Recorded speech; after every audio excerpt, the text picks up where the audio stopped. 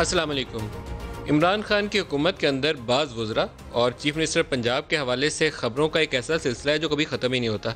आज के दिन भी बहुत ऐसी ख़बरें भी हैं और आर्टिकल भी हैं। सुहेल वड़ाई साहब ने 2 आर्टिकल लिखे हुए हैं जिसके अंदर ये ज़ाहिर वो कर रहे हैं कि ये जो जुलाई अगस्त का महीना है चीफ मिनिस्टर पंजाब की तब्दीली से आगाज़ हो सकता है। बुज़दार साहब जाने वाले हैं, ये उनके आर्टिकल का लुब्बे लबाब यही है। और जो मुतबादल कैंडिडेट्स के तौर पर जिन लोगों के उन्होंने नाम लिए हैं उसमें अलीम खान को वो सरे फ़हरिस्त रखते हैं, मोहसन लगारी को रखते हैं, इसी तरीके से एक दो और लोगों के नाम उसी फहरिस्त के अंदर आते हैं, खुशबख्त के आते हैं उसके अंदर। मसला ये है कि इमरान खान क्या पंजाब हुकूमत को हाथ से जाने देंगे? ये बड़ा मुश्किल सवाल है, इसका जवाब भी आसान नहीं है क्योंकि पंजाब जिसके हाथ से जाता है उसको वफाक संभालना मुश्किल हो जाता है। और शायद यही वो वजह हो कि जिसके बायस वो 2 साल से इस बात के बावजूद कि पंजाब के ऊपर गवर्नेंस के सवालात उठे, इस्टेब्लिशमेंट की जानिब से रेजिस्टेंस आई, लेकिन इमरान खान बज़िद रहे और बुज़दार को नहीं हटाया। कुछ उसी किस्म का मॉडल है जैसे नवाज़ शरीफ ने वाई साहब के साथ रखा था, गुलाम हैदर वाई के, एक वीक पंजाब के चीफ मिनिस्टर, ताकि मरकज़ में बैठ के उसको सूबे को कंट्रोल कर सकें।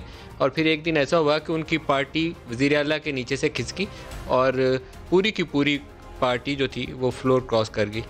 ये मेरे ख्याल में पाकिस्तानी सियासी तारीख का एक अजीबो-गरीब वाक़या था कि 150 बंदा जो था वो एक ही रात के अंदर लोटा बन गया। लेकिन हुआ ही ऐसा, भट्टू साहब के पास चले गए सारे के सारे लोग, मंजूर भट्टू साहब के पास। अब शायद वो वाला दौर ना आए कि 150 बंदा उनके नीचे से निकल जाए, लेकिन उनकी पार्टी के अंदर 2-3 राइवल कैंडिडेट्स, पंजाब के अंदर काफ लीग के मजबूत उम्मीदवार परवेज़ इलाही, ये उनके लिए एक मुसलसल दर्द सर रहेंगे। आज वफाक के अंदर भी अगर आ जाएँ तो वहाँ पर भी करप्शन के हवाले से सवालात उठे। जब मैं वफाकी वज़रा की और पाकिस्तान तहरीक इंसाफ की लीडर्स का बात करता हूँ तो तकरीबन वैसी ही सियासत है जैसी पाकिस्तान तहरीक इंसाफ वाले 2014 के अंदर धरना देकर बैठे थे। उसका आगाज़ तो उन्होंने किया था 4 नशिस्तों से, तहकीकात से, लेकिन फिर करप्शन की अनएंडिंग स्टोरीज़ थी जो पाकिस्तान मुस्लिम लीग नवाज़ से वाबस्ता और जुड़े हुए मुख्तलिफ लोगों के ऊपर से नीचे तक, और इसी तरीके से पाकिस्तान पीपल्स पार्टी की क़यादत के ऊपर बशमूल जरदारी साहब, फरियाल तालपुर और दीगर लोगों के ऊपर सवालात उठाए गए। इमरान खान को उन्हीं चीज़ों से कबूलियत हुई और पॉपुलैरिटी मिली। आज बिलावल भुट्टो ने शायद उसका एक जवाबी कार्रवाई की है और उन्होंने पाकिस्तान तहरीक इंसाफ के ऊपर वैसा ही वार किया, लेकिन उसी वार के अंदर उन्होंने कुछ मीडिया को भी ललकारा। मैं पहले उनका बयान आपको दिखा दूं, करप्शन के ऊपर उन्होंने कहा क्या, तो फिर मैं उसके ऊपर भी चाहूँगा कि कमेंट करूँ। दिखाइएगा कि बिलावल साहब ने क्या कहा। मदद मांगूंगा मीडिया से, इंसान बने और थोड़ा सा अनबायस तरीके से ये रिपोर्ट करें। इमरान खान की हुकूमत तारीख में पाकिस्तान का सबसे करप्ट तरीन हुकूमत रहा है। टीआई का ऑडिटर जनरल का रिपोर्ट कहता है कि 270 बिलियन रुपीस का इर्रेगुलरिटीज हुआ है। अलीम खान नैब के थ्रू बहुत सियासतदान को मनी लॉन्ड्रेड हो गया था। मनी ट्रेल कहाँ है, केस कहाँ है, सिलसिला कहाँ तक पहुँचेगा का हर वजीर पे इल्जाम है। जहांगीर तरीन तो पहले से ना अहल था, तब वो भी भगोरा बन गया है और नैब से चुप रहा है लंदन में। पोलियो में करप्शन, हज में करप्शन, पीआईए में इतना करप्शन कि उन्होंने पीआईए को बिठा दिया है। पूरा पंजाब जादू और करप्शन से चल रहा है। मिलियंट्री सुनामी में करप्शन, मालूम जब्बा में करप्शन, केपीके ने तो करप्शन का रिकॉर्ड्स तोड़ दिया। इमरान खान ने खुद करप्शन किया। मीडिया चुप, नैब चुप, इलेक्शन कमीशन इस पर डेट पर दे कि ये तो कोई सो मोटो नहीं। शुगर पे करप्शन, आटा पे करप्शन, तेल पे करप्शन, हर पाकिस्तानी का जेब पे डाका। मीडिया खामोश, हम करप्ट है ये फरिश्ते। तो सिलेक्टर्स है उनको भी जवाब देना पड़ेगा। नैब चेयरमैन को कोई शर्म नहीं आता, हर दिन टीवी पे आता है, वक्त करता है और जिनके खिलाफ उसने खुद कहा था अब यहाँ देख लूंगा, आज तक इसने केस नहीं की। अली जैदी के जो फ्रंटमैन है वो कंट्रैक्टर है बीआरटी, पैसा तो अली जैदी बनाता है इमरान खान का किचन चलाना, इमरान खान का इलेक्शन और पीआर कैंपेन चलाओ। बीआरटी पे स्टे हटाओ, नैब का केस चलाओ और पकड़े जिसने करप्शन किया है। हमारा नैब और हमारे इदारे वफाकी करप्शन को फैसिलिटेट करते हैं। यहाँ पहले तो बिलावल भुट्टो के लिए जवाब यह है कि अगर हमारे पॉलिटिकल लीडर्स इंसान बने तो शायद ये जो क्राइम और करप्शन का नेक्सस है पाकिस्तानी पॉलिटिकल एलीट के साथ, उसको तोड़ने में मदद मिल जाए। इस वक्त मुकाबला जिस बात में जारी है वो ये नहीं है कि किसने अच्छा निज़ाम हुकूमत दिया या किसने पाकिस्तान में बदनवानी के ख़ात्मे के लिए रोल अदा किया। मुकाबला इस चीज़ के साथ है कि उज़ैर बलोच से 2008, 9, 10 हमारा ताल्लुक़ था या 2011 तक हमारा था, 2012 में तहरीक इंसाफ का हो गया था या 14-15 में किसका हो गया था। कौन कौन सी नैब की स्टोरीज़ हैं वो पाकिस्तान तहरीक इंसाफ से जुड़ी हैं और कितने बड़े बड़े मेगा स्कैम्स हैं वो पाकिस्तान पीपल्स पार्टी और PMLN के साथ जुड़े हैं। वो एक कहता है हमारे बंदे के ऊपर कत्ल का पर्चा है, वो कहते हैं तुम्हारे दौर में तुम्हारे 4 लोगों के ऊपर कत्ल का पर्चा था। तो इंसान पहले बनना, कौम के उस रहनुमा को ज़रूरत है जिसने इस कौम की रहनुमाई करनी है। रहनुमा तभी कहलाएगा ना कि वो खुद इंसान बने। तो मीडिया को ये कहने से पहले जो बड़ा अनफेयर कमेंट है कि आप इंसान बने, तो मैं तो इन पॉलिटिकल लीडर्स को कहूँगा कि इंसान बने, इंसानियत का मुजाहरा करें। इसके अलावा कोई तरीका नहीं है कि पाकिस्तान में अच्छा निज़ाम हुकूमत है। अगर आप ही के ज़ेर साया ऐसे लोग परवरिश पा रहे हैं और फ़रोग पा रहे हैं और सियासत के अंदर जिनके ऊपर सैकड़ों अरब की करप्शन के इल्ज़ामात हैं और क्राइम की नौयत ऐसी हो कि एक एक बंदे के ऊपर 100 कत्ल का पर्चा हो, तो फिर सियासी लीडर्स होना हुए रहनुमाई की भी फिर आपको हक़ नहीं है। जो दूसरा हिस्सा है कि पाकिस्तान तहरीक इंसाफ के जिन लोगों के ऊपर इल्ज़ामात आते हैं उनके ऊपर सज़ा होनी चाहिए, नहीं होनी, यकीनन होनी चाहिए और बड़ी सख्ती से होनी चाहिए। आजकल सोशल मीडिया के ऊपर एक मीम चलती है कि वो इमरान खान का हैं जो कंटेनर के ऊपर खड़े होकर ये कहते थे कि चीन के अंदर करप्शन के ऊपर वज़रा को टांगा गया और वहाँ पर करप्शन ख़त्म हो गई और चीन ने तरक्की की। तो अब उनके अपने वज़ीरों की बारी आई है, तो क्या चीन ने वो कानून बदल दिया? ये आजकल सोशल मीडिया के ऊपर रोज़ाना आपको भी मैसेज पढ़ने को मिलता होगा, वो हमें भी मिल रहे हैं। तो पाकिस्तान तहरीक इंसाफ के जो लीडर्स हैं उनकी हमने कुछ मोटे मोटे लोगों की फहरिस्त बनाई, तो उसमें आपको सरप्राइज़ होगा कि उनकी तकरीबन मेन लीडरशिप सारों के ऊपर ऐसे ही चार्जेस की नौयत है जैसे पाकिस्तान पीपल्स पार्टी के लोगों के ऊपर थे। हो सकता है किसी के 100 और यहाँ 20-50 हो, लेकिन इल्ज़ामात वैसे ही हैं और वैसे ही PMLN के ऊपर थे। जहांगीर खान तरीन से आगाज़ कर लें तो करप्शन का पूरा जो सारा इमरान खान बार बार कहते हैं कि माफिया माफिया माफिया, तो सबसे बड़े उनकी पॉलिटिकल लीडर, उनकी पहचान पार्टी की इमरान खान के बाद तो वो जहांगीर तरीन, उनके ऊपर इल्ज़ाम है। Aleem Khan assets beyond means उसके अंदर गिरफ्तार भी रहे और वो पेंडिंग केस है उनके ऊपर उसका जवाब भी उन्होंने देना है। आज़म स्वाति साहब के ऊपर मुकदमा मौजूद है misuse of authority. Haleem Adil Sheikh अभी ताज़ा तरीन मामला उनके भी चल रहे हैं। 257 एकड़ मलीर के अंदर ज़मीन है, तो अगर कोई चाइना कटिंग करता था और ज़मीनों पे कब्ज़ा पाकिस्तान पीपल्स पार्टी MQM वाले करते थे, तो पाकिस्तान तहरीक इंसाफ के किसी बंदे पे इल्ज़ाम हो तो फ़र्क तो ना हुआ, फिर फ़र्क तो नज़र आना चाहिए। महमूद खान चीफ मिनिस्टर उनके, मालम जब्बा का केस। अजमल वज़ीर साहब अभी हटाया गया, उनको एक ऑडियो क्लिप आ गई थी और अगर शर्जील इनाम मेमन के ऊपर ये इल्ज़ाम था कि वो मीडिया की एडवर्टाइजिंग के पैसे में से उसने पैसा बनाया है, तो फिर ये इल्ज़ाम क्या है? इसको कब पकड़ा जाएगा? मेरे ख्याल में शर्जील ने तो काफ़ी जेल काटी है। सिब्तैन खान पकड़े गए, 2.5 मिलियन वो मिनरल डिपॉजिट्स की सेल का एक मुकदमा जिसमें कहा जाता है कि वैल्यू अरबों में थी, बेचा कौड़ियों में। परवेज़ खटक साहब misuse of power as chief minister, और BRT का जवाब तो शायद इस सदी में तो ना मिले, हमारी आइंदा नस्लें शायद उस अगर वो बन गई कभी तो उसका जवाब भी सुन पाएँ कि क्या बना उस मोटरवे के साथ, मेट्रो के साथ। खुसरो बुख्तियार साहब, शुगर कमीशन की जो रिपोर्ट आई उनके भाई की तरफ उंगलियां उठी और उससे पहले नैब के पास एक पेंडिंग केस है जिसके ऊपर इमरान खान जब चाहें नैब वालों से पूछ सकते हैं कि वो शुगर मिलें बनी कैसे थी 2000 मुशर्रफ दौर से लेकर उसके बाद जब वो 3 शुगर मिलें बनी, कभी उसका भी जवाब पूछे नैब वाले, हो सकता है सच बोल पड़े, कभी बता ही दें। रज़ाक दाऊद साहब, ये कॉन्ट्रैक्ट्स जो इनको मिले और ख़ास तौर पर कॉन्फ्लिक्ट ऑफ इंटरेस्ट की अगर मिसाल दी जाए तो वो 309 अरब का जो मंसूबा है, उनके वज़ीर भी हैं, मशीर भी हैं और उनके पास कॉन्ट्रैक्ट भी है। नदीम बाबर साहब, बदतरीन एग्जांपल अगर देनी हो ना कॉन्फ्लिक्ट ऑफ इंटरेस्ट की, तो उसमें वो पूरे उतरेंगे। अभी रिसेंटली जो पेट्रोलियम मसनूआत के ऊपर क्राइसिस आया उसके ऊपर उनका नाम है। एक लंबी फहरिस्त है कि उनकी कंपनियां एनर्जी सेक्टर और पेट्रोलियम सेक्टर के अंदर क्या क्या काम करती हैं। असद उमर साहब उस ECC को हेड करते थे जिसने एक्सपोर्ट की इजाज़त दी और FIA वालों ने कहा कि इस एक्सपोर्ट की इजाज़त देने के बायस मार्केट के अंदर कीमतें बढ़ी, जिसके नतीजे में कहा जाता है कि 100 अरब रुपया शुगर मिलर्स ने कमाया। जवाब कौन देगा? नूरुल हक कादरी साहब, अपने दोस्त को प्लाजा दे दिया। आमिर क्यानी साहब, मेडिसन के ऊपर करप्शन, जिसके नतीजे में कहा जाता है, सुनने में आता है कि 4 अरब की करप्शन हुई। पैसा किसने कमाया मुझे मालूम नहीं, उनको वजारत से हटाया गया। गुलाम सरवर खान, ये मैं इनकी जाली डिग्री के ऊपर आज बात नहीं करूँगा, लेकिन बाकी मामला इनके ऊपर भी मौजूद है। तो क्या फ़र्क क्या है फिर नून लीग और पाकिस्तान पीपल्स पार्टी में? ये आज के प्रोग्राम में हम डिस्कस करेंगे कि मुकाबला सिर्फ इसी बात के ऊपर है कि किसके पास कितने उज़ैर हैं, किसके पास कितने रौन वार हैं, किसके पास कितनी शू है, किसने 100 अरब रुपया बनाया, किसने 50 अरब रुपया। इसी में मुकाबला है, कोई अच्छा निज़ाम हुकूमत में मुकाबला नहीं हो सकता पाकिस्तान में।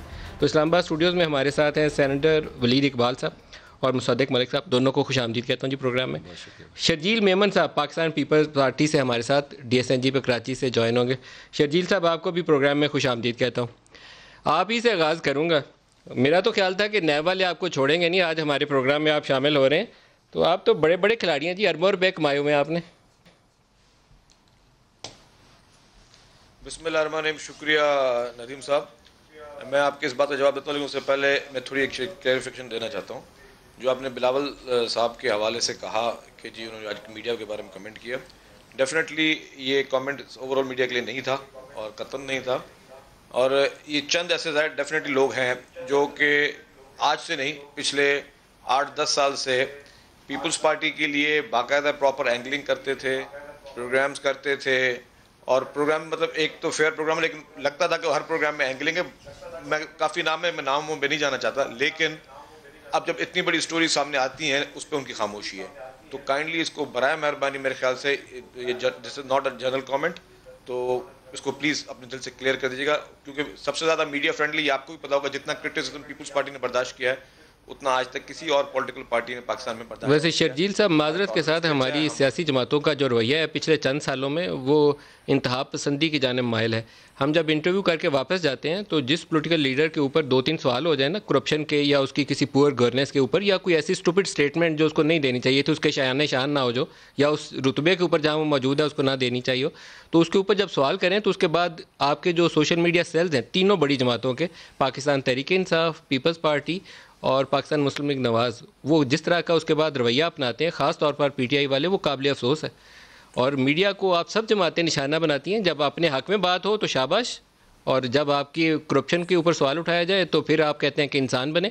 ये काबिल कबूल रवैया नहीं है, आप पछताएंगे कल को, आप सब के ऊपर ये सवालात उठेंगे और ये बातें होंगी, और ये जो नया कल्चर आ गया सोशल मीडिया के ऊपर, जिसका जो दिल आता है बड़े और छोटे की तमीज़ के बगैर वो ऐसे अल्फाज का चुनाव करता है जो करना ही नहीं चाहिए। नदीम साहब, मैं अर्ज़ कर लूँ कि प्लीज़ को आप भी, मैं आपसे बिल्कुल सुनूँ, जनरलाइज कमेंट इस पर ना कर आपकी अपनी मर्जी, डेफिनेटली आप काबिल एहतराम हमारे भाई हैं, लेकिन पीपल्स पार्टी ने बहुत बर्दाश्त किया। पीपल्स पार्टी कभी भी इस तरह की पॉलिसी आज तक नहीं हुई, किसी को धमकाया हो, किसी को, मतलब झूठी खबरें इतनी सारी चली हमारे लिए, मतलब ऐसी ऐसी खबरें ऐसे ऐसे चैनल्स ने चलाई हैं जिसका वजूद भी नहीं, हमने उनको ज़्यादा क्या किया होगा, लीगल नोटिस दिया होगा, तो उसका भी जवाब नहीं आया। मतलब मैं उस एक एक चीज़ पर नहीं डिटेल में जाना चाह रहा, लेकिन ये पीपल्स पार्टी का कतन ये रवैया नहीं रहा है कि मीडिया के साथ लड़ाई की जाए, या जो गलत किस्म का जो एंगलिंग वाले प्रोग्राम्स में भी हमने उनको भी बड़े सॉफ्टली और पोलाइटली इसको फेस किया है।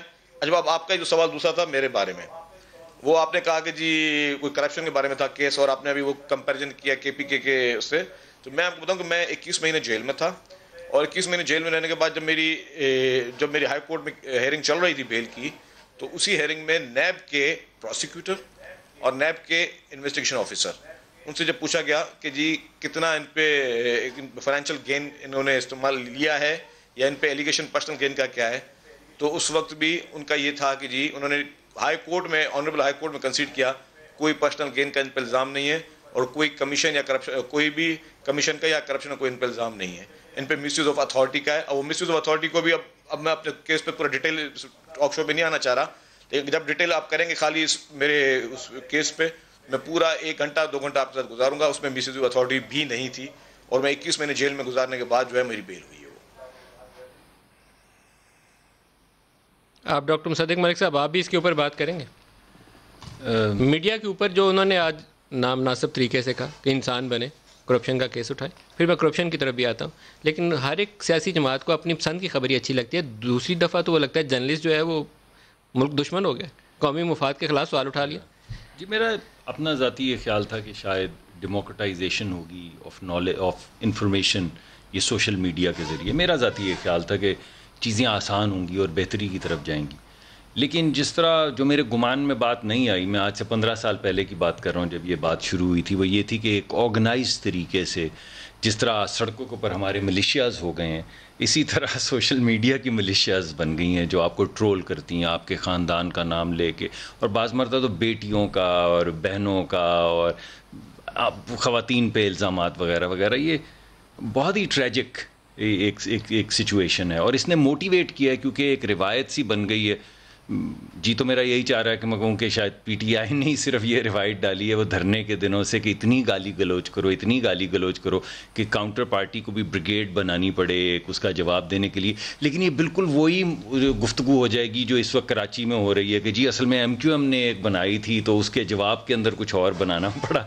ये किसी MQM का एक विंग था तो उन्होंने कहा लियारी गैंग वॉर बना लेते हैं, तो किसी भी आपका भी मोटू गैंग था तो उन्होंने कहा PTI ने इसी पे भी आ जाते हैं। किसी भी जाविये से मुनासिब नहीं है, यानी सख्त कलामी करनी, रवादारी को ताक पे रख देना और फिर ज़ाती तौर पे इस वजह से कि आपके ख़िलाफ़ कोई बात हो रही है या आपके मिजाज के ख़िलाफ़ कोई बात हो रही है, थ्रेटन करना या फिर घर वालों को निशाना बनाना या थ्रेटन करना कि घर वालों को निशाना बनाएंगे। हमारी बड़ी इज़्ज़तदार जर्नलिस्ट हैं, अगर आप उनकी ट्विटर के ऊपर जाएं जब वो कोई प्रोग्राम करके हटती हैं और आप देखें कि उनके बच्चे वो ट्विटर पढ़ रहे होते हैं, क्या क्या कुछ उसके ऊपर लिखा होता है तो पढ़ के शर्म आती है। वो लिखने वालों को तो खैर क्या शर्म आएगी, लेकिन ये आप बिल्कुल बजाय इरशाद फरमा रहे हैं कि ये कोताही किसी भी पार्टी की तरफ से हो, इर्रिस्पेक्टिव, ये एक शर्मनाक रवैया है जिसको तब्दील होना पड़ेगा। क्योंकि अगर ये नहीं तब्दील होगा तो क्या होगा कि कुछ लोग इंटिमिडेट हो जाएंगे, आप तो नहीं होंगे, हमें मालूम है आपका, मगर कुछ लोग कमज़ोर होते हैं, बाज़ लोगों की मजबूरियाँ भी होती हैं, वो जो सामने लाने की कोशिश करते हैं कि सच वो हक़ाइक़ को से पर्दा ना उठाएं।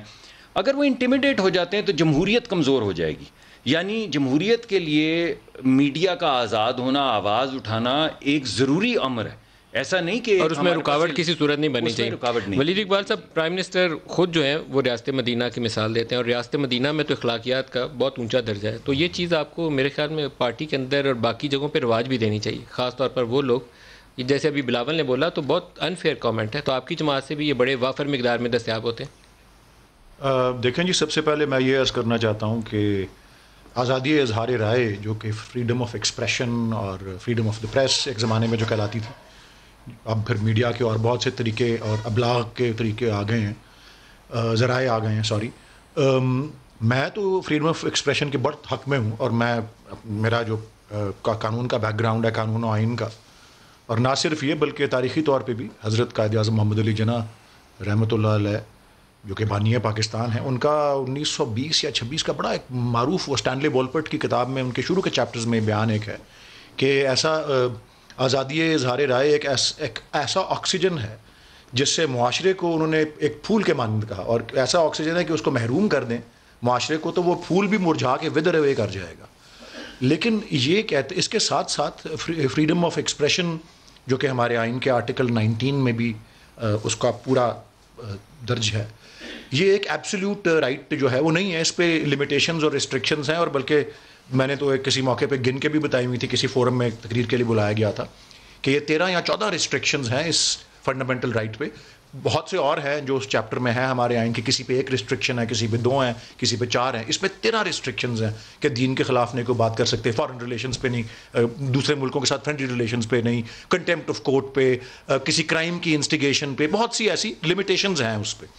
तो अर्ज़ मेरी इसमें यही है कि ये जो बात की जा रही है ट्रोलिंग की और इस तरह की, देखें ये पार्टी पॉलिसी हमारी कभी नहीं रही। सोशल मीडिया के फ़वाइद भी हैं, मैं समझता हूँ कि थैंक्स टू सोशल मीडिया कितने सारे जुल्म, कितने सारी ज़्यादतियाँ, कितने सारी क्राइम्स जो हैं वो आ जाती हैं मंजर आम पे, वीडियो के जरिए, इसके जरिए, उसके जरिए। लेकिन उसका नुकसान ये है, मसला पता क्या, मेरिट्स और डीमेरिट्स की बात नहीं हो रही। जहां आप ऑर्गेनाइज तरीके से कैंपेन लॉन्च करके मीडिया को अटैक करें, वो जुल्म है, वो बुराई है। और जब बच्चों को आप उठा के ले जाएं, FIA वालों में रातों रात बिठाई रखें, इनके चौधरी निसार भी उठाते थे, अभी आपके हुकूमत में भी उठाए गए जर्नलिस्ट को, स्कॉलर्स को, इसलिए कि उसने कोई पोस्ट डाल दी, किस पे आपको क्वेश्चन कर लिया, कभी इस्टेब्लिशमेंट को क्वेश्चन कर लिया, तो दैट इज़ अनफेयर। उस जर्नलिस्ट को तो आप या उस नौजवान की तो चाहते हैं ज़ुबान बंदी हो जाए, आपके जो ऑर्गेनाइज सेल गाली गलौज भी करें उसको रोकने वाला कोई नहीं है। ये जुल्म है जो आप लोग कर रहे हैं, ये सारी आप लोग पोलिटिकल लीडर्स जो हैं, आपकी जिम्मेदारी है इसको। नहीं, हमारी पार्टी पॉलिसी से कोई नहीं। और कोई भी ट्रोलिंग जो है, अब ज़्यादातर PTI का ये है कि जिस ब्रिगेड की बात अभी मेरे फाजिल दोस्त ने भी की, मेरे कॉलीग जो हैं डॉक्टर मुसद्दिक मलिक, ये असल में बात यह है कि ऐसी सच कोई ऑर्गेनाइज ब्रिगेड नहीं है। लेकिन यस, क्योंकि बहुत से हमारा नौजवान तबका जो है हमें अट्रैक्ट हुआ, तो वो वैसे ही बड़े अडेप्ट हैं, बड़े माहिर हैं वो सोशल मीडिया वाली चीज़ के, तो वो उस पर अपने वो, और ये शुरू हुआ था, मुझे याद भी है ये जब आई थिंक इन्हीं के एक दौरे हुकूमत में अताउल कासमी साहब आई थिंक पीटीवी के जब चेयरमैन बने थे या कोई ऐसे उनको ओहदा मिला था और उन्होंने कोई कॉलम लिख दिया तो उस पर बहुत ज़्यादा उन्होंने फिर अपने कॉलम में भी बहुत जिक्र किया, उन्होंने मुकाबला भी किया उस ब्रिगेड का, सो कॉल्ड का। लेकिन अगर आप इजाज़त दें तो वैसे जो जिन्होंने बात कहनी होती है वो क्या जाया करते हैं। फैज़ अहमद फैज़ का शेर है, मताए लौह कलम छिन गए तो क्या गम है कि खूने दिल में डबोली हैं उंगलियां में, ज़बां पे मोहर लगी है तो क्या कि रख दी है हर एक हल्का जंजीर में जुबान में। लेकिन इस किस्म की कोई जुल्म ज़्यादती हो मैं उसके हक़ में नहीं हूँ।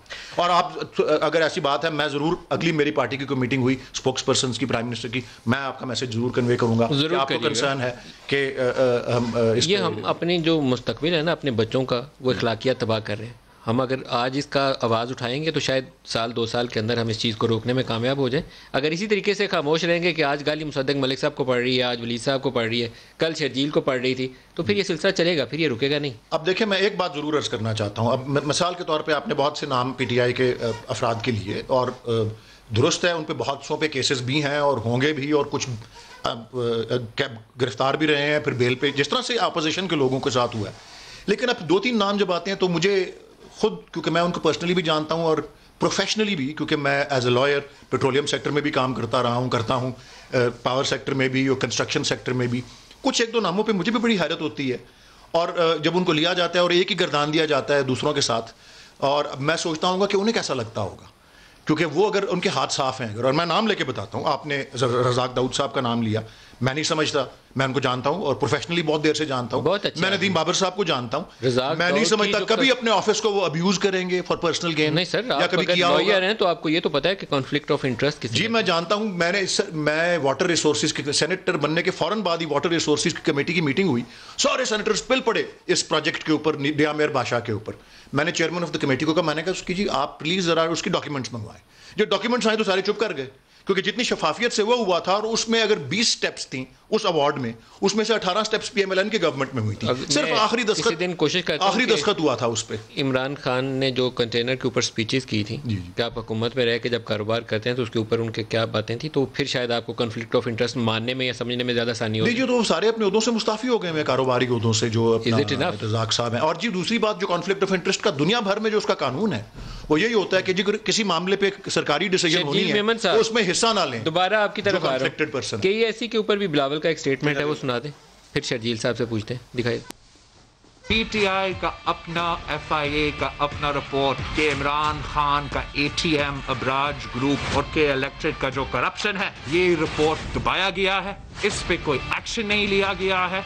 आज तक रियासत पाकिस्तान ATM, इमरान खान, अबराज ग्रुप को फैसिलिटेट कर रहा है, जिन पे इल्जाम है, संगीन इल्जाम है कि बिल गेट्स जैसे फाउंडेशन से वो चोरी करते हैं। आज तक के इलेक्ट्रिक और अबराज ग्रुप का PTI का मुखमुका की वजह से वो कराची के अवाम के खून चूसते हैं। आज तक 1 रुपया नहीं दिया है, अरबों रुपए का गैस खा चुके हैं, उनका कोई एग्रीमेंट ही नहीं है गैस लेने का। बीवी के किताब में लिखा है कि ये फंड करता था, खुद मानता था कि मैं इमरान खान को फंड करता हूं। जब ब्रिटेन में, UK में पकड़ा गया, फोन कॉल किसको कर रहा था? इमरान को और आरिफ अलवी को। आज तक कराची के अवाम को क्या अजाब में डाला हुआ है। कराची में बिजली आती नहीं और बनी गाला से बिजली जाती नहीं। ये बहुत ही बड़ा करप्शन स्कैंडल है। जी शर्जील साहब, ये लंबी फहरिस्त है और वो 4-5 सफ़े की रिपोर्ट भी है जो साथ रिलीज़ की गई है, तो कुछ सबूत भी है या सिर्फ इल्ज़ाम तराशी है? जी नदीम साहब, FIA के पास एक इंक्वायरी पेंडिंग थी काफ़ी अरसे से, और जब ये इंक्वायरी कंक्लूड हुई, आज उसी इंक्वायरी की रिपोर्ट चेयरमैन साहब जो है उन्होंने मीडिया को भी वो उसके बारे में बता रहे थे। उस इंक्वायरी में बिल्कुल जाहिर है कि के इलेक्ट्रिक की क्या क्या ज़्यादतियाँ हैं और किस तरह मैं समझता हूँ कि गवर्नमेंट के साथ मिलकर जो है ये एक और बहुत बड़ा स्कैम है जो कि आप खुद देखेंगे। इस वक्त आपको पता है कि कराची में पिछले कुछ चंद दिनों में एक मसनूई लोड शेडिंग पैदा करके ये पब्लिक को ये दिखाया गया कि जी यहाँ पे पावर शॉर्टेज है। असल में कुछ नहीं था, जो वो FIA की रिपोर्ट है उसमें लिखा हुआ है कि जी 79 बिलियन रुपीस का जो है वो एरियर्स के इलेक्ट्रिक ने देने हैं सुई सदन गैस के। अच्छा, उसमें इस बार जो असद उमर साहब आए कराची में, तो उन्होंने जो के इलेक्ट्रिक से मुज़ाकरात की, हालांकि एहतजाज में भी PTI खुद बैठी और फिर मुज़ाकरात किए जी हम उसको मज़ीद गैस के इलेक्ट्रिक को देंगे। तो के इलेक्ट्रिक जो कि ऑलरेडी प्रॉफिट में जा रही है। लेकिन शब्जील साहब यहाँ सवाल ये है कि क्या पाकिस्तान तहरीक इंसाफ ने अबराज के साथ डील की थी? नहीं, मैं अर्ज कर लूँ, देखें अभी जो FIA की रिपोर्ट आई क्या हुआ आप उसमें, जिस दिन वो रिपोर्ट पेश की गई प्राइम मिनिस्टर साहब को, उसी दिन बशीर मेमन जो DG FIA थे, उनको जो कि सिर्फ 4 दिन रह गए थे उनकी रिटायरमेंट के, 4 दिन पहले उनको रिटायरमेंट होना पड़ा। क्यों होना पड़ा? सिर्फ उस रिपोर्ट की वजह से होना पड़ा। अगर इस चीज़ को आप वेरीफाई करना चाहें तो मेरे ख्याल से आप बशीर मेमन साहब को फ़ोन पर लाइन पर ले लें, या अगर आप माशाल्लाह एक अच्छे इन्वेस्टिगेटिव जर्नलिस्ट हैं, आपको इस्लाम पता हो जाएगा। बशीर मेमन साहब की 4 दिन पहले अर्ली रिटायरमेंट का सिर्फ और सिर्फ वजह जो वो अबराज ग्रुप था, वो रिपोर्ट थी जिस रिपोर्ट को आज वो दिखा रहे थे। और वो रिपोर्ट क्या कह रही थी? वो रिपोर्ट यही कह रही थी जी के इलेक्ट्रिक जो है डिफॉल्ट में है, के इलेक्ट्रिक जो है उसकी LFIDs इन्वॉल्व हैं, और वो एक तरफ प्रॉफिट भी कमा रहे हैं और गवर्नमेंट का ही एक चक्कर को। लेकिन इसमें इमरान खान का क्या कसूर है? मैं आपको बता रहा हूँ ना जी, देखिए अगर एक FIA की रिपोर्ट आ गई, या तो कनेक्शन एस्टैब्लिश करें कि इमरान खान ने भेज दिया था KEC को, या इमरान खान ने इतने पैसे ले लिए थे, लेकिन अगर उसके बगैर ये बोले बात तो फिर 2 मिनट स्टेटमेंट हो जाएगी। नदीम साहब मुझे 2 मिनट मैं आपको वो भी एक्सप्लेन करके अभी दे देता हूँ।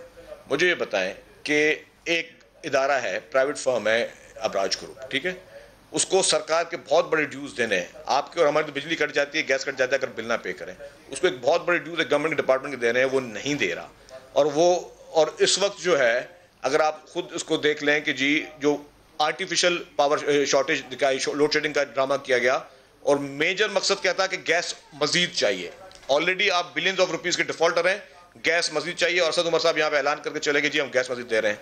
अब आ जाए अबराज ग्रुप पे, किसको नहीं पता कि अबराज ग्रुप की जो है वो नकवी साहब की, आरिफ नकवी साहब की जो है दोस्ती इमरान खान साहब से। मैं आपको अभी डॉन अखबार पढ़ के दे देता हूँ 2019 की, जब वो लंदन में अरेस्ट हुए तो सबसे पहला फोन उन्होंने इमरान खान को किया, और उन्होंने उस पर भी वहां के कोर्ट की प्रोसीडिंग में आपको अभी लिंक भेज देता हूँ। मकसद कहने का ये है कि अबराज दोस्ती नहीं थी, ये आपको पता है? नहीं वो अच्छा, और ये आपको पता है कि पॉलिटिकली इस इलेक्शन में उसमें से किससे दोस्ती नहीं थी उनकी? नदीम साहब इस इलेक्शन में उन्होंने कितनी पॉलिटिकल पार्टीज को इलेक्शन में फंडिंग की, ये आपको पता होगा डेफिनेटली। मैं ख्याल आप मुझसे ज्यादा सीनियर आपको भी पता होगा, लेकिन मैं एक बात ये सर आपको भी पता होगा। हाँ सर जी, मैं एक बात पूछूं कि DG FIA को जो कि 4 दिन के बाद रिटायर हो रहे थे, 4 दिन पहले क्यों रिटायर होना पड़ा और इस रिपोर्ट को पब्लिश क्यों नहीं किया गया?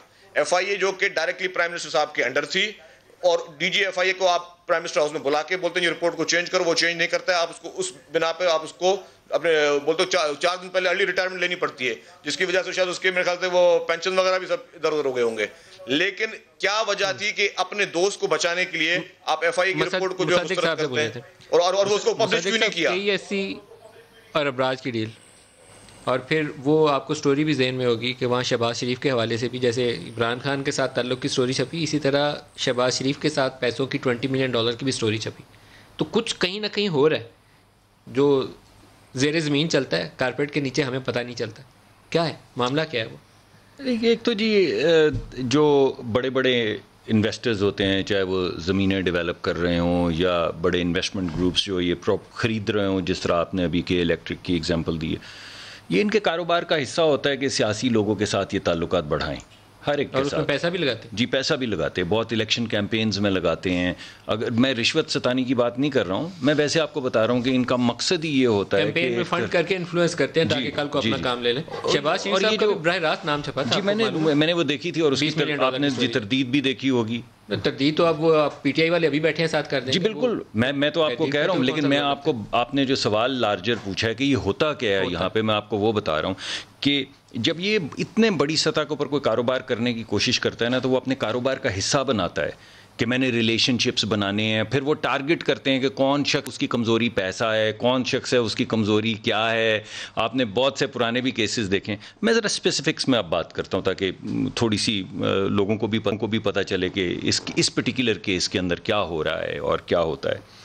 देखिए, बात यह है कि ये ओरिजिनल कॉन्ट्रैक्ट परवेज़ मुशर्रफ साहब के दौर में हुआ था, और उस कॉन्ट्रैक्ट में पहले तो ये स्टिपुलेशन थी कि ये बेच नहीं सकते ख़ास मुद्दत तक। उसको वायलेट किया गया और वो अबराज को बेच दी गई। वो एक सऊदी ग्रुप था जिसको ओरिजिनली बेचा गया था।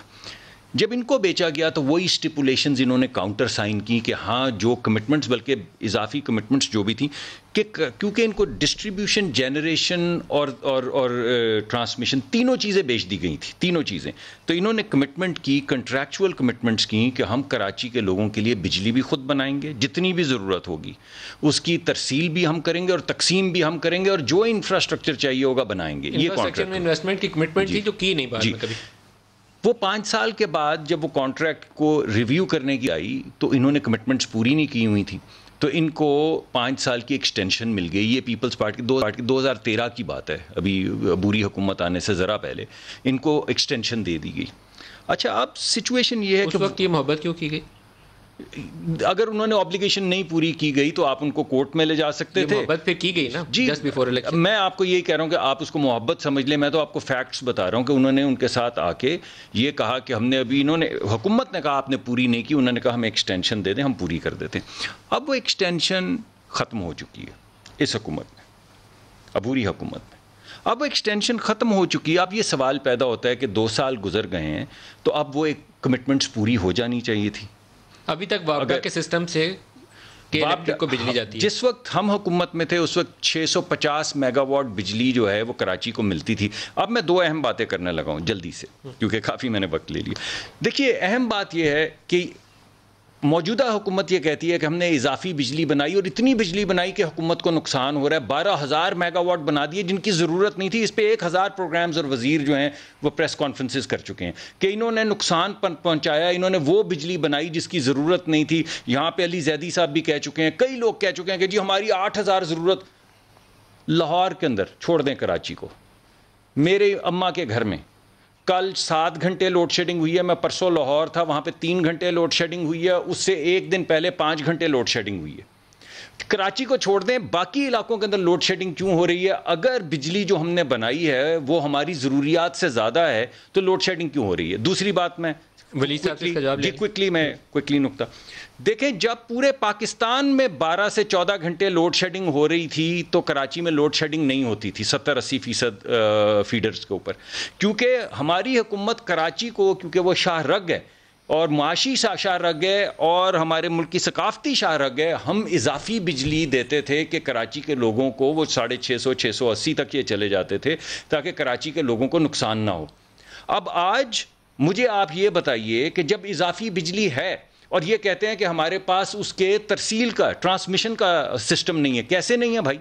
जो बिजली बन रही है वो बन रही है पोर्ट कासिम में। वली साहब से पूछिए। 2 हैं वहाँ पे कारखाने जो कि 2800 मेगावाट बिजली बनाते हैं जिनको डायरेक्ट तरसील में डाला जा सकता है। तो कराची को अगर इजाफी बिजली है तो क्यों नहीं दे रहे, और लाहौर में लोड शेडिंग और बाकी दीगर इलाकों में क्यों हो रही है?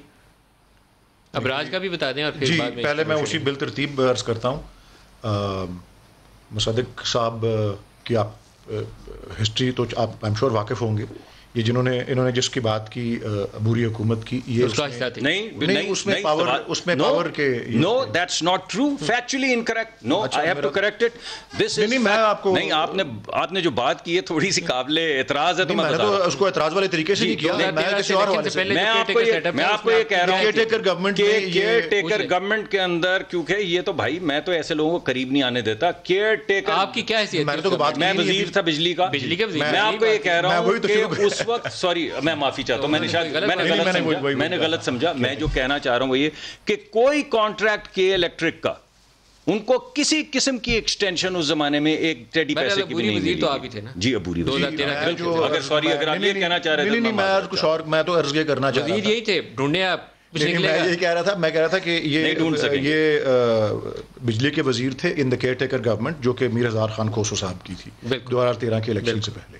और उसके इन्होंने कुछ उसमें इनके टैलेंट को बाद में आने वाले वज़ीर आज़म जो मियां नवाज शरीफ थे वो देखते हुए उन्होंने उनको अपने कैबिनेट में मुशीर भी बनाया और फिर बाद में सेनेटर भी मुंतखब हुए। मैंने उनकी बड़ी मुबारकबाद भी दी, क्योंकि मैं ये पुराने लाहौरी हैं, मैं उनको बड़े अरसे से जानता हूँ। मैं सिर्फ इसका जिक्र इसलिए कर रहा था कि क्योंकि ये केयरटेकर वज़ीर उस शोबे के रहे हुए हैं, इन्होंने बहुत सी ऐसी चीज़ें और मालूमात इनके पास अबराज और उसकी ट्रांजैक्शन की, अलजुमे उससे पहले थे जो मालिक थे, सऊदी ग्रुप था जिन्होंने ठीक जिक्र किया, उसके बारे में इनको पास काफ़ी कुछ इजाफी मालूमात होंगी जो मेरे पास नहीं है।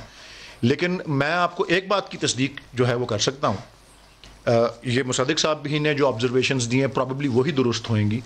क्योंकि मैं इमरान खान साहब को पर्सनल लेवल पर अपने एज ए टीनेजर जब वो क्रिकेटर थे और क्योंकि वो भी लाहौर से हैं और उनके मेरे अजीज़ उनके दोस्त वगैरह रहे हैं, ये कोई पर्सनल दोस्ती जो है ये नकवी साहब की उनसे कोई नहीं है। वैसे आपकी पार्टी मीटिंग में क्या क्यों बैठते थे वो? ये मैंने तो किसी पार्टी मीटिंग में उनको नहीं देखा। मैं सिर्फ ये अर्ज कर रहा हूँ कि उनकी कोई पर्सनल दोस्ती या कोई पर्सनल फ्रेंड या कोई उनके रिश्तेदार या ऐसी कोई उनका ताल्लुक इमरान खान साहब से नहीं है। ये जो FIA की रिपोर्ट जो है जिसका अभी जिक्र हो रहा है, मैंने वो रिपोर्ट देखी नहीं हुई, या तो मैं आपके इस प्रोग्राम में मुझे बताया गया था कि वो अज़हर बलोच वाली रिपोर्ट के बारे में बात होगी, वो भी मैं बड़े गौर से पढ़ के आया, मैं बड़े गौर से पढ़ के आया उसको, तो ये रिपोर्ट मैंने नहीं देखी हुई, तो इस पर मैं कमेंट नहीं कर सकता। लेकिन जो मेरे इल्म में बातें हैं अबाउट KESC, देखें मैं तो ये तो अपनी अम्मा के घर गए हुए थे लाहौर में, मैं तो आई थिंक अदरवाइज इस्लामाबाद रहते हैं, मैं तो जब थोड़ा बहुत टाइम होता है मैं लाहौर में ही होता हूँ, बिकॉज मेरा अपना घर लाहौर में है। तो मुझे तो लाहौर में कोई लोड शेडिंग नजर नहीं आ रही, कोई तूफान शुफान आते रहे। लाहौर में रहता हूँ भाई, तूफान आते रहे, लॉजेस में रहता हूँ, मेरे घर में रोज लोड फेज 8 जिस यहाँ पे अलीम खान की है स्कीम, वहाँ पे मैंने कमरा घर किराए पे लिया हुआ है, वहाँ पे 5 घंटे 3 घंटे और डेली 2 घंटे लोड शेडिंग। तूफान शुफान जो आते रहे तो बिजली जाती रही, मैंने तो लोड शेडिंग नहीं देखी कम से कम। और कराची में मसला आ रहा है इस वक्त, कराची में स्पेशल लाइन जा रही होगी, या तो आपने नहीं, ये हो सकता है कि मेरे घर की तरफ इशारा किया हो कि ये वाला है अली बाबा 40-44।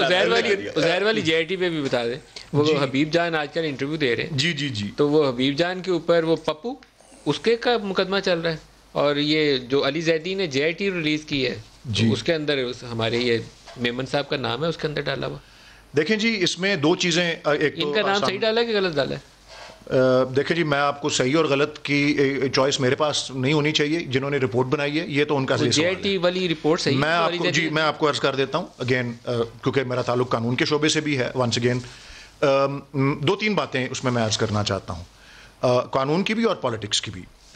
सबसे पहले तो ये है कि जो अपलोड की है SN गवर्नमेंट की होम डिपार्टमेंट की वेबसाइट पे वो 35 सफ़े की रिपोर्ट है। अली जैदी साहब के पास जो है वो 43 पेजेस की रिपोर्ट जो सिंध को मैंने डाली है, वो सही जेन्युइन रिपोर्ट है? I don't believe so. You don't? I don't believe so. नहीं, जेन्युइन है लेकिन नामुकम्मल है भाई। सिंध हुकूमत सरकारी तौर पर जाली दस्तावेज़ात और जी नहीं, जाली नहीं है मेरी नहीं, जाली नहीं है। मैं अर्ज करना चाहता हूँ नामुकम्मल और जाली होने में फ़र्क है। ये इंकशाफ हुआ है कि इसमें पार्ट 1 और पार्ट 2 है। ये उसका पार्ट 1 है जिसमें सिर्फ ब्लैक क्राइम्स का जिक्र है।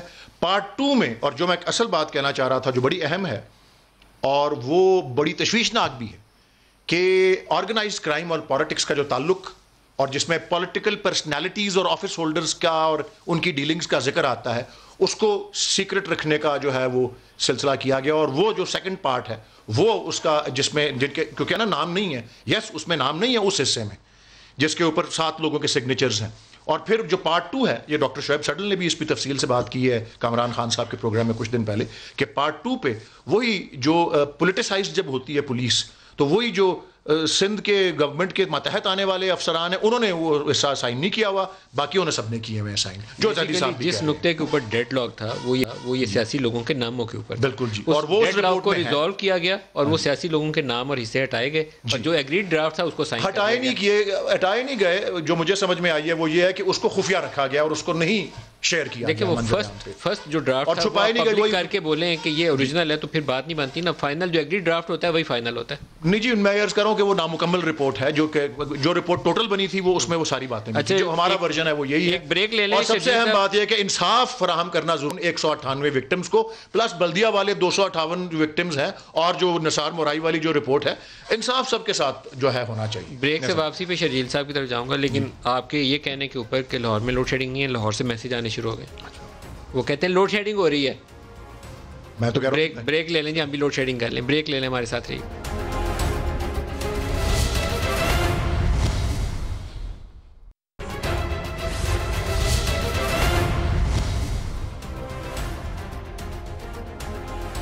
Welcome back.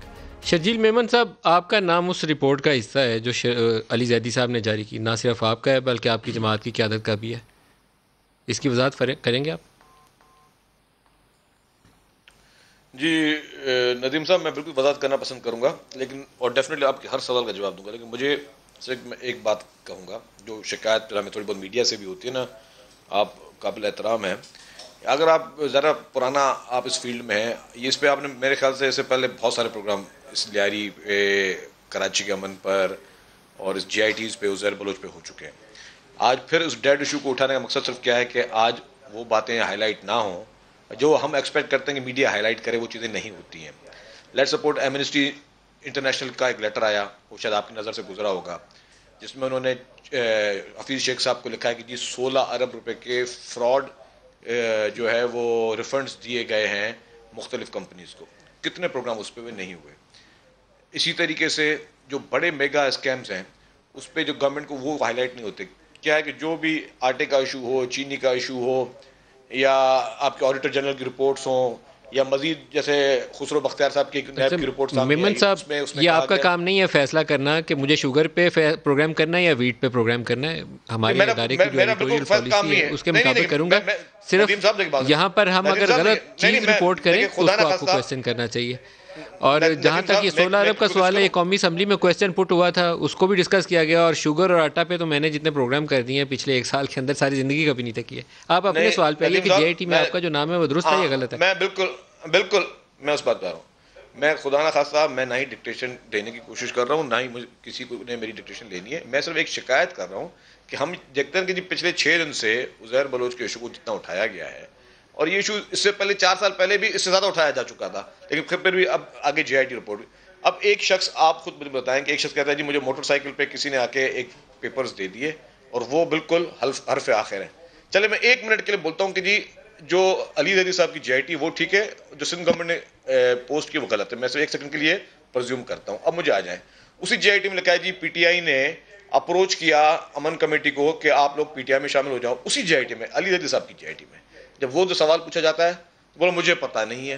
भाई अगर आप पेपर को, अच्छा उसी जीआईटी में सबसे बड़ा रोल जो है वो मिर्जा साहब का लिखा हुआ है, और उसी में फिर अली ज़ैदी साहब कहते हैं कि मिर्जा साहब तो मेरे हीरो हैं। अब मुझे एक बात बताएं कि आप मतलब इसका मकसद को अगर आपको समझ में आता है उसमें मैं कम अकल हूँ तो शायद, और यार मैं बेवकूफ़ हूँ, अगर आपको इन 2 चीज़ों का मकसद क्या समझ में आता है? अगर वो जीआईटी ठीक है, जो जीआईटी कहती है कि जी पीटीआई ने अप्रोच किया अली ज़ैदी साहब को, अमन कमेटी को, और फिर जब उन्होंने बड़े फ़ख्र के साथ वीडियो लगाई हबीब जान की, वो तो बड़े शौक से उन्होंने जो है वो उसके छोटे छोटे शॉट्स लगा दिए। जो तफसीली इंटरव्यू जो मुर्तज़ा अली शाह ने किया उस पर बिल्कुल खामोशी। तो मुझे एक चीज़ खुद समझाएं, ठीक है, भले आपको पीपल्स पार्टी को अगर गंदा करना है, पीपल्स पार्टी को टेररिस्ट शो करना है, आप मुल्क की सबसे बड़ी में बड़ी वफाक की जमात को आप ये अगर पोर्ट्रे करना चाहते हैं हम लोग कि जी ये टेररिस्ट हैं, ये दहशतगर्द हैं। उज़ैर के घर क्यों गए थे आप शर्जील साहब? देखें जी, उज़ैर बलोच के घर, एक तो पहली बात तो मैं तो नहीं गया, लेकिन मैं एक और बात बताऊं आपको, शायद मेरी उनसे मुलाकात जरूर हुई है, मैं मानता हूँ, मेरी कोई तस्वीर नहीं, लेकिन मैं मानता हूँ मेरी उनसे मुलाकात हुई है। लेकिन उज़ैर के घर जो है वो शायद अफरीदी साहब भी गए थे, उन्होंने घर पे बैठ के उनके साथ अफ्तारी कर रहे हैं। इस तरह हमारे मशहूर जो है आलिम दीन वो भी वहाँ पे गए थे। कौन सी पार्टी नहीं गई थी? नून लीग के भी लोग गए थे, आपके मुख्तलिफ नेशनलिस्ट पार्टी के गए थे, सब जाते थे। क्योंकि लियारी, मैं अगर आपकी मंतक जाना चाहते हैं मैं आपको तो खुल के बताऊँ। नून लीग से कौन कौन गया था? लियारी, नून लीग से कौन कौन गया था? गौस अली शाह गए थे या कोई और गया? गौस अली शाह साहब की तस्वीर, गौस अली शाह की तस्वीरें भी मैं देखें, मैं किसी की जाने पर एतराज नहीं कर रहा हूँ, और ना ही कह रहा हूँ कि जो भी अगर उज़ैर बलोच से मिलने गया था तो वो बंदे मरवाने गया था या वहां से भत्ता कलेक्ट करवाने गया था। ये कतन गलत सोच है। मैं आपको थोड़ी सी बात बता दूं, देखें, अगर रियलिस्टिक सुनना चाहते हैं, क्यों मिलने जाते थे? मैं आपको ये बात बताऊं, देखिए जी, लियारी पीपुल्स पार्टी का बहुत पुराना गढ़ था। मैं आपको लियारी की हिस्ट्री बताऊं, लियारी हमेशा पीसफुल होता था। पूरा कराची में अगर बंद हो जाता था तो लियारी के ऊपर मुकदमात की अगर तफसील पता है कि क्या नोयत है तो फिर आप मिलने क्यों जाते थे? उसके ऊपर ये है कि वो ईरानियन इंटेलिजेंस के साथ काम कर रहा था, ईरानियन पासपोर्ट था, हमारी ऐसी हसास मालूमात उसने दी। जिन दिनों में 200 कत्ल का मुकदमा उसके ऊपर है। मुलाकातें हुई थी, नदीम साहब सुनेंगे प्लीज, जिन दिनों में हमारी मुलाकातें हुई थी उन दिनों में उनके ऊपर कोई डायरेक्टली मुकदमात नहीं थे, पहली बात बता रहा हूँ। अच्छा, लियारी शुरू से पीपुल्स पार्टी का इलाका, मैंने कहा ये Lyari is a long story, अगर फिर आपको मुझे 10 मिनट देने पड़ेंगे और मैं आपको एक लेकिन ये लॉजिक आपकी दोस्त नहीं है। अगर उस जमाने में जीआईटी नहीं थी तो इसका मतलब ये नहीं था कि वो उस जमाने में काम नहीं था कर रहा। देखिए मेरी बात सुने, मैं अब मुसद्दिक साहब बिल्कुल प्रोग्राम के एंड की तरफ आ रहे हैं, मैं आगे इधर से भी जवाब ले लूँ। ये सियासी लोगों का क्यों मजबूरी है जी कि किसी न किसी उज़ैर से या रॉ से ताल्लुकात उनके ज़रूर होने चाहिए?